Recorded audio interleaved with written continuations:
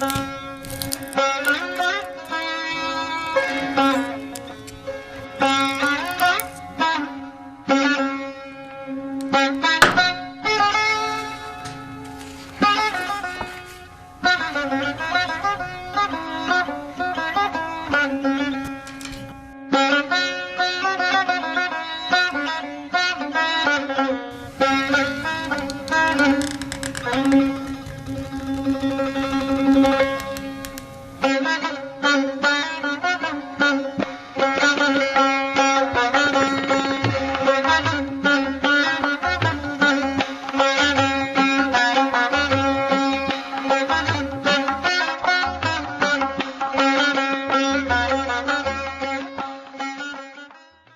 نام خداوند بخشاینده مهربان. بینندگان گرامی، سلام بر شما. باز ماییم و شما و پنجره‌ای که به سمت چشمانداز زیبای ادبیات فارسی گشوده ایم. امیدوار هستیم که شما عزیزان ما را در این مجال همراهی کنید.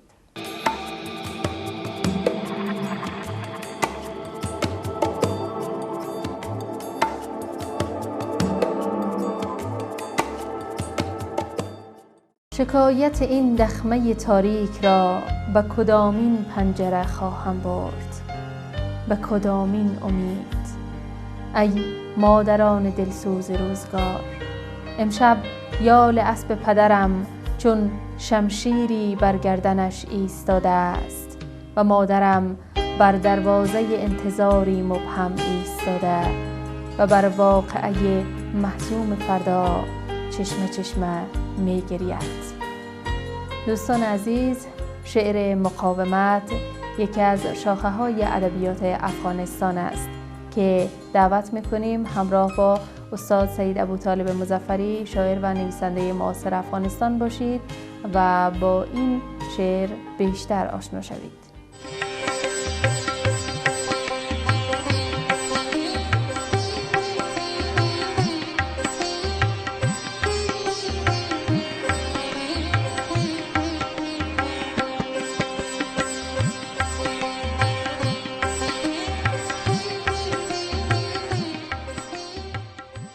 صحبت ما پیرامون شعر مقاومت و تعریف و حوزه های آن بود. در شعر مقاومت افغانستان شاید استاد خلیل الله خلیلی، شاعر کلاسیک سرا و پیشکسوت ما، یکی از کسانی بود که شعر مقاومت رو، چراغ شعر مقاومت رو روشن کرد. ایشان با شروع انقلاب و تجاوز ارتش سرخ کارهایی رو که داشت، در کارهای دولتی رو که داشت فرو گذاشت و آمد به صف مجاهدین پیوست، در پشاور ساکن شد و اینجا شعر مهاجرت و شعر مقاومت رو بنیاد گذاشت. اولین کسانی که شعر مقاومت رو در حقیقت آغاز کردند شاید به انگیزه بود که ایشان ایجاد کرده بود. از ایشان کارهای زیادی مونده که هم حوزه شعر مقاومت رو شامل میشه و هم حوزه شعر مهاجرت رو که ما بعدها به او اشاره خواهیم کرد. در حوزه شعر مقاومت شامل میشه به خاطر اینکه ایشان مستقیما این تجاوز رو محکوم میکنه و به کسان و فرماندهان جهادی که در داخل مشغول نبرد هست، اینها رو به عنوان قهرمانان ملی و قهرمانان آزادی بخش می ستایه و در حقیقت ستایشگران این کسانی هستند که علم مقاومت رو برافراخته.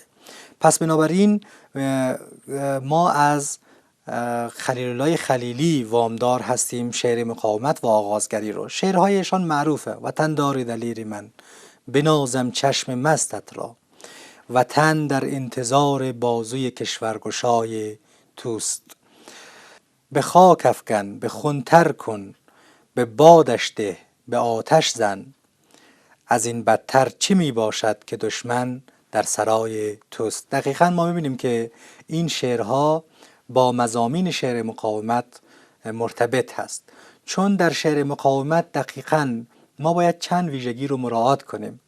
اولا این که شعر مقاومت یک مقدار جنبه بیان آرمانهای مقاومت رو باید در خودش داشته باشد. نکته دوم این که این شعر باید شفاف باشد و یک مقدار رسا، به خاطر که کاربردی هست. یعنی یک از ویژگی های شعر مقاومت کاربردی بودن آن هست و از ویژگی های و صراحت شعر رو کاربردی تر می کند و این ویژگی ها در شعر استاد خلیل الله خلیلی هست. و از طرف دیگر ایشان مستقیم مجاهدین و مبارزین رو به جنگ، به مقاومت، به دلیری، به اینها تحریض میکنه و همینها هم فاکتورهای اصلی در شعر مقاومت هست. اما کسانی که بعد از استاد خلیلی در پاکستان شعر گفتند، به دلایل مختلف متاسفانه اون توانایی رو که استاد داشت اینها نداشتند و لذا شاخه شعر مقاومت در پاکستان دچار صراحتگویی بیش از حد شد. شاعرانی بودند که شعر میگفتن و این شعرهاشون هم در جراید اون زمان، جراید احزاب چاپ میشد، اما اینها اولا شعرهاشون خیلی با شعار قاطی شد، یعنی بیش از حد. دیگر کار به جایی رسید که نمیتوان گفت که اونها شعر هست، بلکه تعداد شعارهایی است در راستای هدف مقاومت. و از جوهره شعر و از تکنیک های شعر و از اون ریزکاری ها و فوتوفن هایی که شعر باید داشته باشد متاسفانه اینها بی بهره بودند اغلب، اگرچند در میانشان گاه کارهای خوبی هم دیده میشد.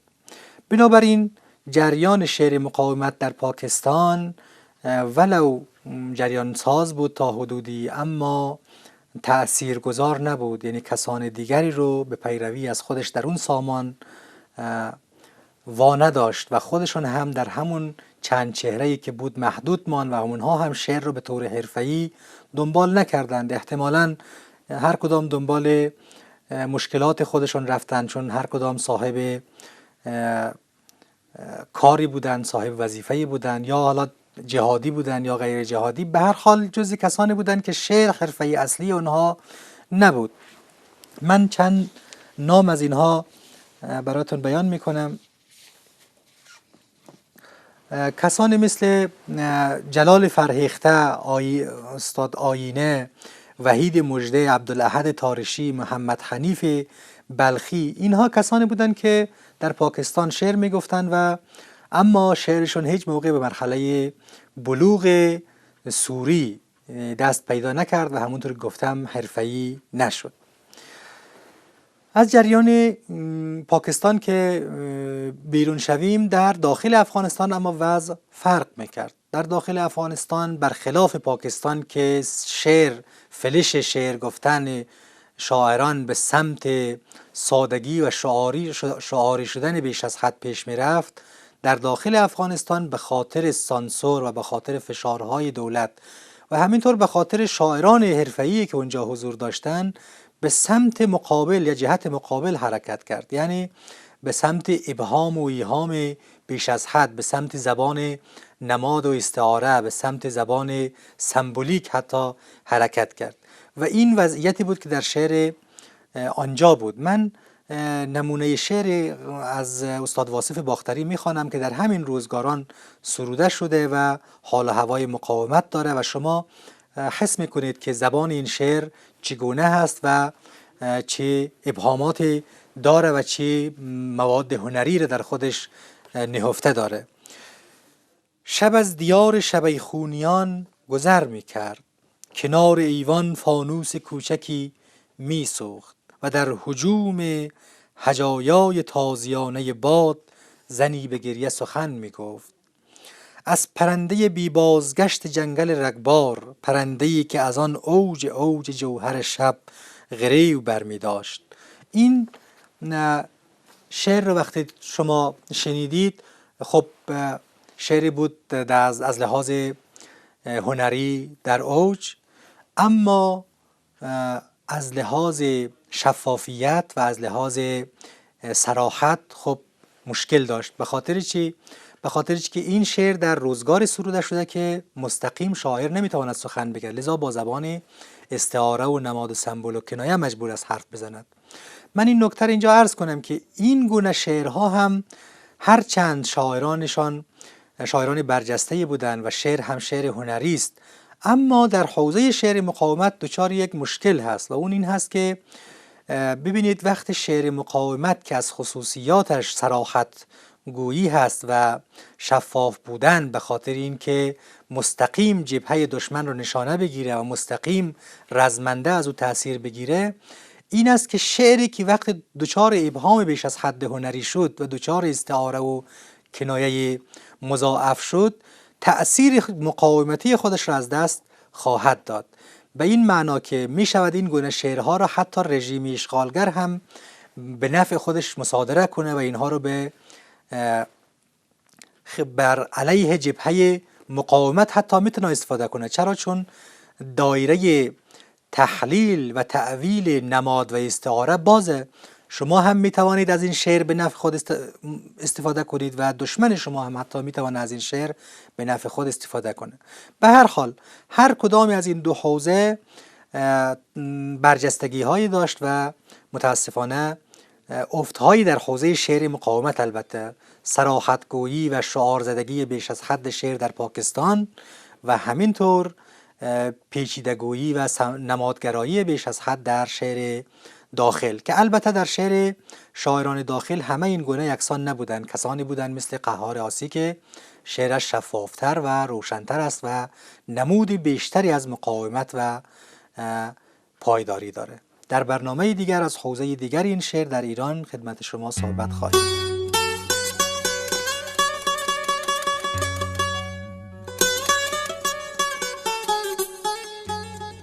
بینندگان عزیز و گرامی، بجز شاعرانی که در وطن پا به عرصه ادبیات گذاشتند، شاعرانی نیز هستند که در عالم مهاجرت شعر را تجربه کردند.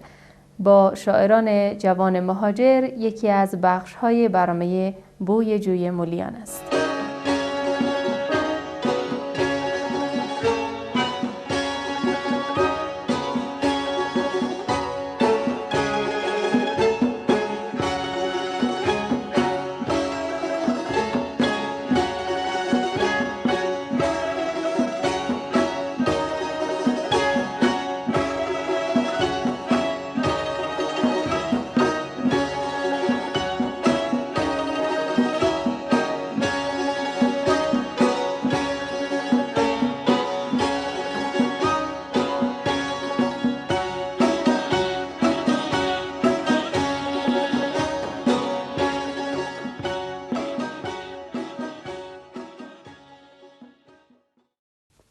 زمستان است و دست خواهش من سرد میماند، بگو در بین نامردان کسی هم مرد میماند. برای گند سیبی کودکی خم می شود آبر، قدم بر روی شاخ و برگ های زر میماند. کلاغ غارغار نحس خود را می کند تکرار، و تنهایی دوباره با سگی ولگرد میماند. زنی وابسته جراب ها در بین کوچه با صدای سرفه سرفه سرفه های در میماند. زمستان است و دست بی کسی یخ میزند تنها، صدای سوزش سرمای بس نامرد میماند.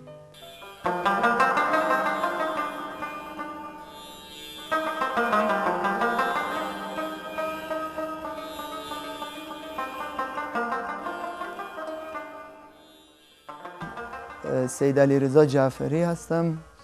تحصیلاتم لیسانس ادبیات زبان فارسی از دانشگاه قم است و در حدود 7 یا 8 سال میشه که به صورتی حالا پیوسته و پراکنده به شعر روی آوردم و کار میکنم. و زمانی هم که در دانشگاه بودم با مجلات فرهنگی دانشگاه، فرهنگی و ادبی دانشگاه همکاری داشتم و در زمان اکنونم با مجلای همشهری مثل پنجره و آسمان همکاری دارم.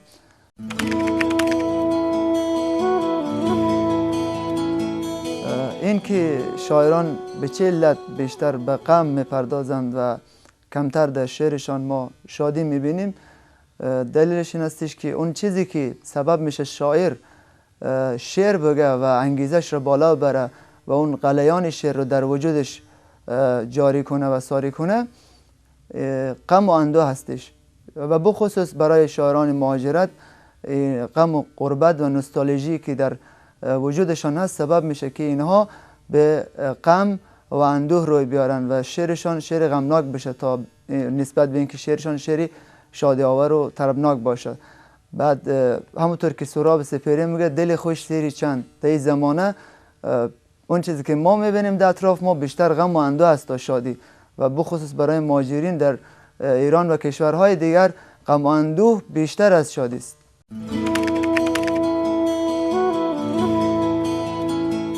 شعر حاصل یک اتفاق ناگهانی است، یک فوران احساسات است.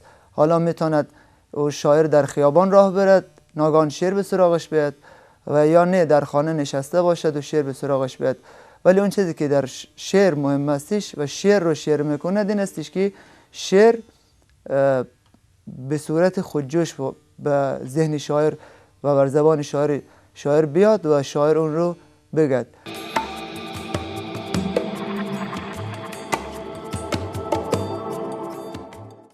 همیشه گفته بودی آنچه میخواهی نخواهد شد، با سهم تور صیادان دل ماهی نخواهد شد.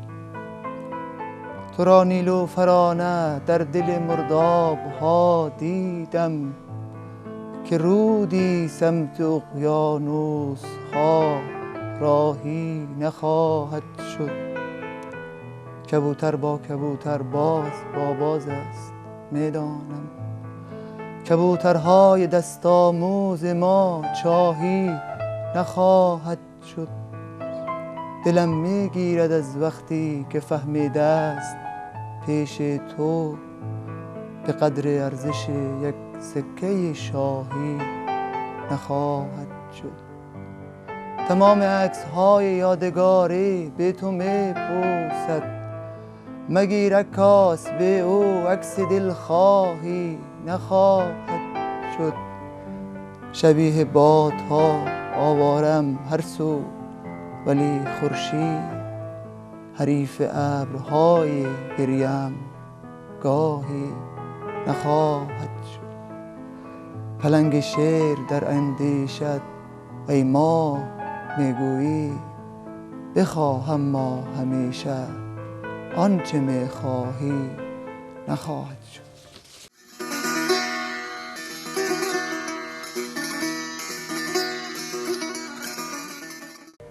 چو عندلیب فصاحت فروشده حافظ، تو قدر او به سخن گفتن دری بشکن. زبان فارسی و کلمات و واژگان. در این بخش از برنامه همراه باشید با استاد محمد کاظم کاظمی، شاعر و نویسنده معاصر افغانستان.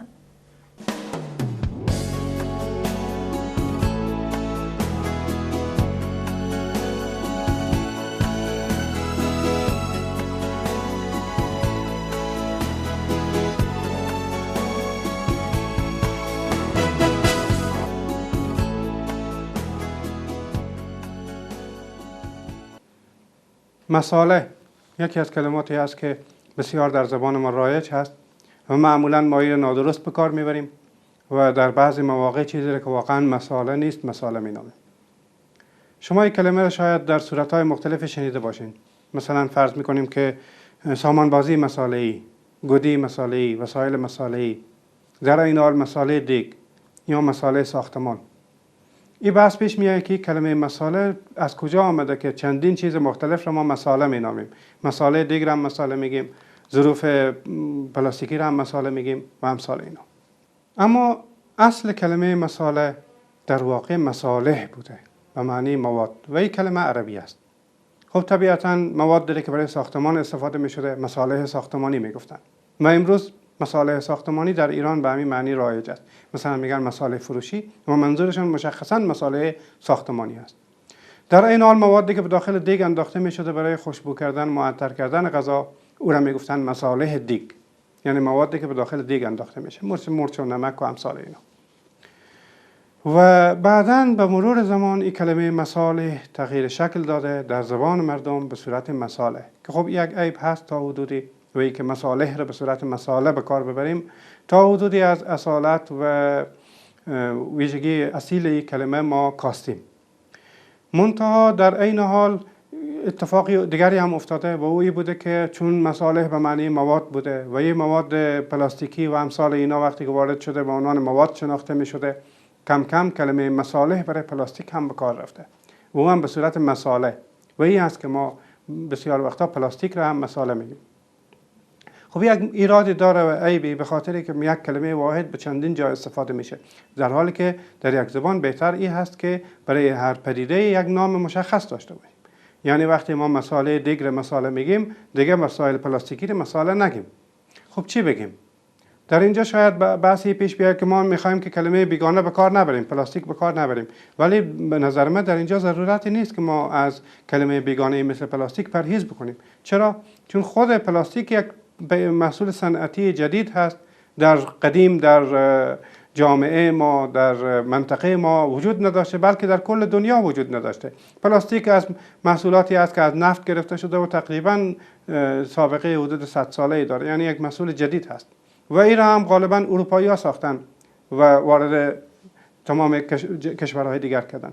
بنابراین طبیعی هست که وقتی اونا نام این پلاستیک گذاشتن، ما هم از نام پلاستیک استفاده بکنیم، چون محصولات و پیداوار صنعتی و زراعتی را ما دلیلی نداره که تبدیل بکنیم و نام‌های فارسی برای اینا ابداع بکنیم. البته اگر نام فارسی ساختیم و اون نام تانست جا بیفته، تثبیت بشه در زبان و همه اهالی زبان او را استفاده کردن، بهتر.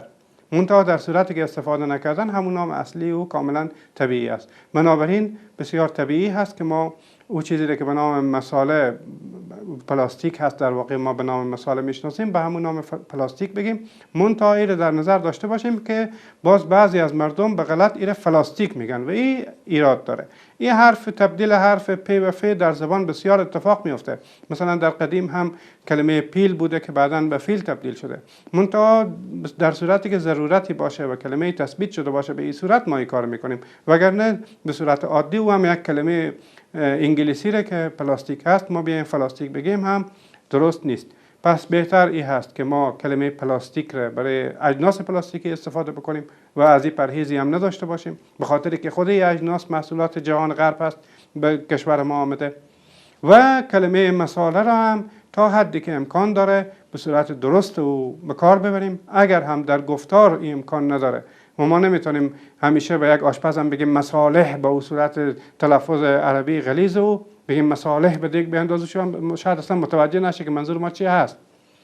منتها در وقتی که در نوشتار هست و مخصوصا میخوایم زبان رو به صورت فصیح به کار ببریم، در کتاب، در روزنامه، در نوشته‌های دیگر، در اون موقع درست‌تر این هست که ما این رو به صورت مصالح به کار ببریم، یعنی مصالح دیگ یا مصالح ساختمانی.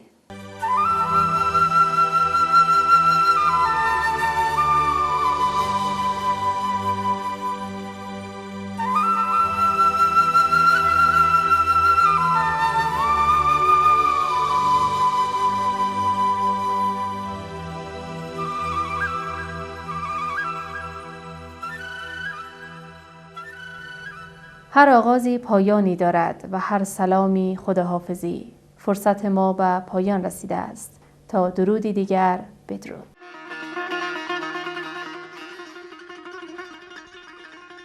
میگه تو راه میروی سبزینه پوش در باران و من نشسته به راه تو زرد و پاییزان. چسان برون روم از شعله های چنبر جنگ که سخت کشید بزن اجازه دعوا نمیدهم، تقصیر روسریست که ویزا نمیدهم. هر بار تو را به جرم شرابی که بر لبت جاری برون به جام صبورش که کرده زندانه ما آشوزگانان برای حفظ اصالت و سلامت زبان خود باید انجام بدیم. پرهیز از کاربرد بیجای واژگان بیگانه. بوی جوی مولیان آید همی، یاد یار مهربان آید همی. ریگ آمو و درشتی راه او، زیر پایم پرنیان آید همی.